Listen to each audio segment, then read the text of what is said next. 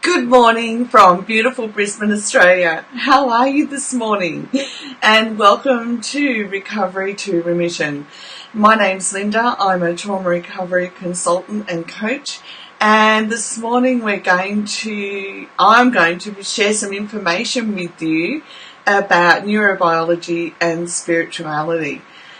This information can impact our lives in ways that we've yet to discover.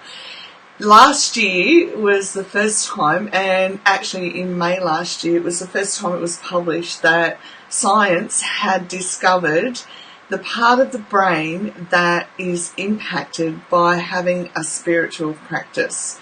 So the part of the brain that is impacted is called the Parietal Cortex. Now let me just grab you a picture here. Okay, so this is where the Parietal Cortex is. It's right here in the purple bit, okay?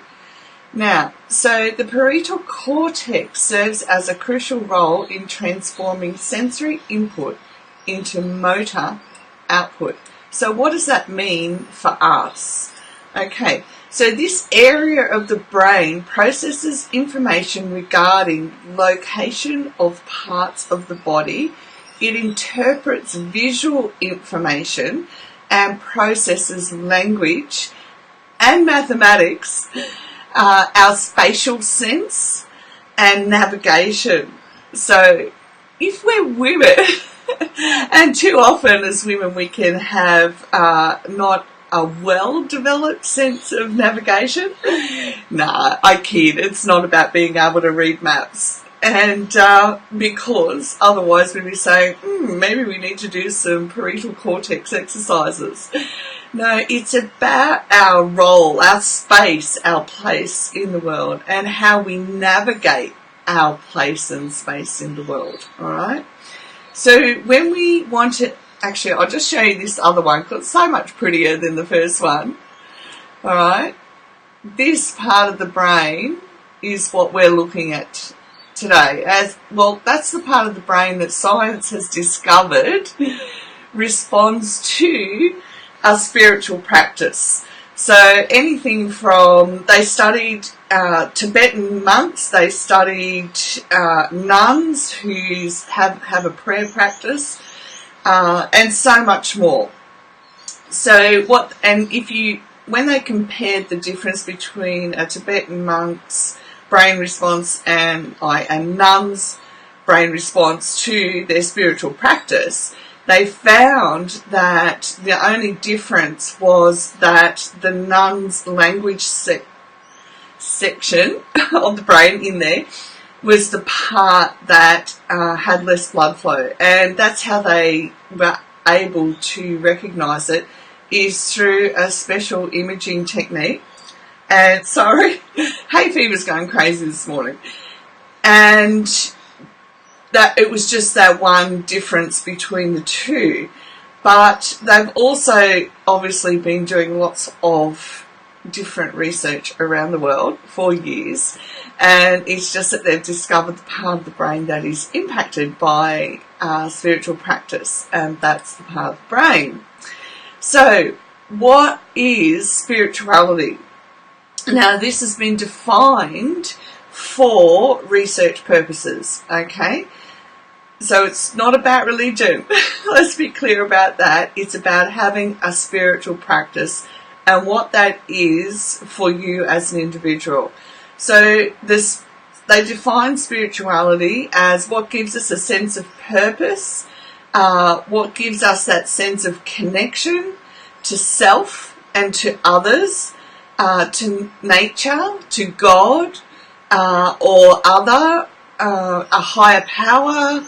There's a lot of language that goes around God or higher power, or look, there's so much. It's so individual. And as you can see, when you start applying that to the neurobiology, you can see how it comes down to an individual practice, what that impact is going to have on the neurobiology. They also include in spirituality a quest for wholeness, a search for hope or harmony, the belief in a higher being or beings, some level of transcendence or the sense that there is more to life than the material or the practical. And these activities give meaning and value to people's lives, okay? So that's, when they're researching, that's what they defined as spirituality. Now, depression, combining the two, so when we combine the two, depression is the most commonly diagnosed form of a mental health challenge. So when the researchers looked at, well, how does that come together? So with our spirituality, it can leave us with, if we don't have it, it can leave us without a meaning or a purpose in life. And that meaning or purpose for individuals that do have it, it can help them cope with the darkest parts of depression, okay? So one person in the research described the loss of this meaning and purpose as absolutely terrifying, like falling into an abyss. Depression also has us question, why am I here? What's the point of living? And practicing spirituality, offers to restore meaning and purpose and hope to our lives through understanding and empathy. So meaning and hope are also found in spiritual traditions like prayer, worship, and community. Wow. And even when we're struggling intellectually and emotionally with faith, or whether with the concept of faith or with our faith, so we can't put it into a logical sequence, we struggle emotionally to understand what's happening because mental health challenges can bring that. The spiritual habits, the spiritual rituals, the traditions that a person has can carry them through the worst times in their life. All right? So it can be a very healthy thing to have. In research, it's been found people who practice their spiritual faith with increasing depth and have a community of others who share their values and offer support have a 70% chance of recovery. Now, I want to emphasize here, everything that we're doing here is new. All right? So that's just the starting point of what science has been able to discover.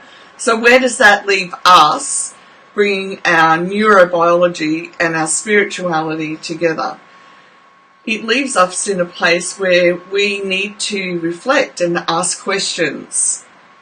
Where do I as an individual derive meaning and hope for my life from? Where do I gain a greater understanding of my life and my place in life and my contribution to community, to those around me, and where do I derive that meaning from? What is the depth of that meaning to me, and do I have a spiritual practice that impacts me in such a way that, from this part of the brain, that I'm able to navigate my place in life, day-to-day steps, one step at a time.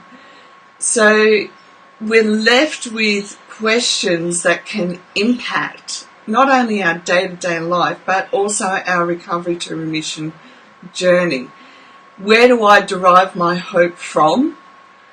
If I lose hope, do I have a spiritual practice of prayer, worship, or a tradition that I'm able to lean upon in the most challenging parts of my life?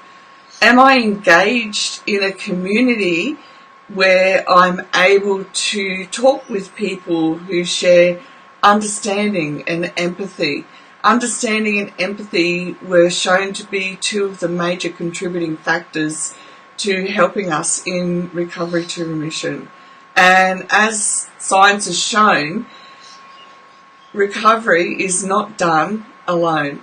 Because the adverse childhood experiences happened interpersonally, there was another person or persons involved, our recovery also needs to include other people because we heal interpersonally as well. It is never my intent to say this is the way. It is only my intent to ever give you some questions to reflect on so that you can begin part of your journey, which is a spiritual part of our journey, in order that we can begin to move from recovery into remission. If you would like more information, please feel welcome to ask. I have links to further information that can help. And I hope this has given you something to think about. And the other thing I want to add, the part of the research, they also scanned an atheist who meditated, and they gave them information and said, this is what we want you to meditate on, the concept of God. And they measured whether that impacted their life, impacted their brain or not, and there was no impact. So in order for spirituality to impact our neurobiology, it has to be a belief. We have to believe, and we have to have an actual ongoing spiritual practice for ourselves in community. Okay, I'll leave you with all of that today. Please feel welcome to ask questions, and I will be back tomorrow with some more interesting information and ways that we can look at impacting and changing our recovery to remission journey. Thanks for tuning in today. I really appreciate it. Hi, Deborah, and I'll see you again tomorrow. Bye for now.